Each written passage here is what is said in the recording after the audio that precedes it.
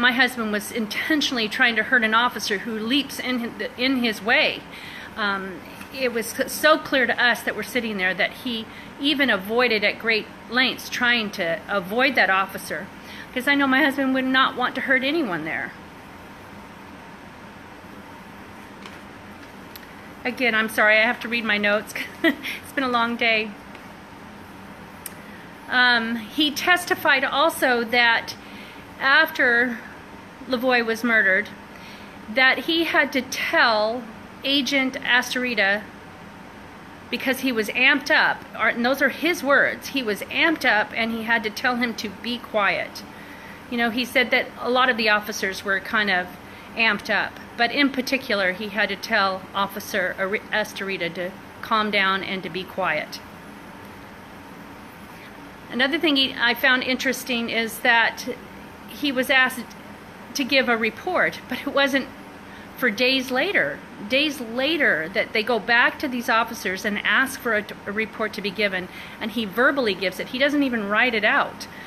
I find that very curious. Why not fill out your reports the night of and why not write them out? Why are you giving verbal reports to someone else documenting what you're saying? Why aren't you doing that? I don't understand that.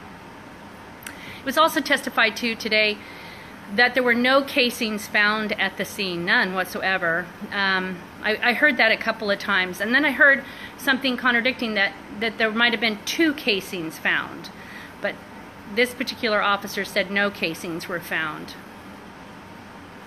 Like I said, they seem to, each of them, have their talking points all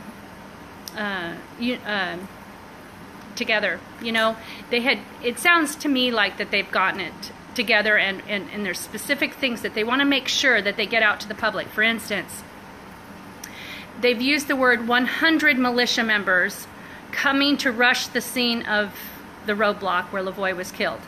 They used the number 100 a couple of times. I find that very curious. And from what I remember, everybody was leaving the refuge because they were in fear for their life. It wasn't that they were rushing to the scene. They had no idea where they had the roadblock and where Lavoy had been killed.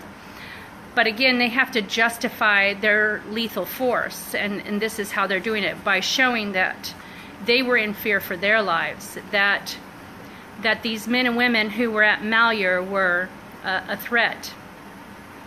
I also take issue with the fact that they continue to, sorry about that, they label lynch my husband and those at the refuge by calling them militia. They continue to use that phrase when most, I would say all of the people that were there, were not militia. My husband didn't belong to a militia.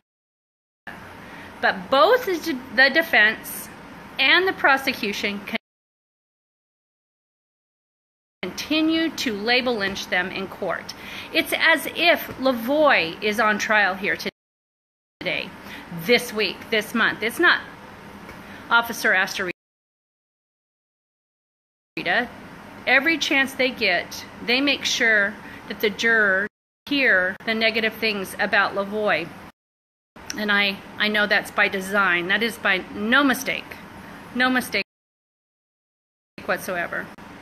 There are a few little things that they said about Lavoy. For instance, when he was exiting the truck, they asked what the officer could hear Lavoy saying, and he made the comment that Lavoy was yelling, "You're going to have to shoot me. You're going to have to effing shoot me," and he used the word. And my husband didn't speak like that, so he definitely must have been hearing his own officers yelling at him using those words, not Lavoy using those words. Everyone can hear what Lavoy was saying, and he certainly wasn't saying that. This is going to be a long trial. It's going to be a long time sitting in there, listening to these things, these men that work for our government, trying to defend themselves and rationalize why they murdered an innocent man who was not afforded his day in court,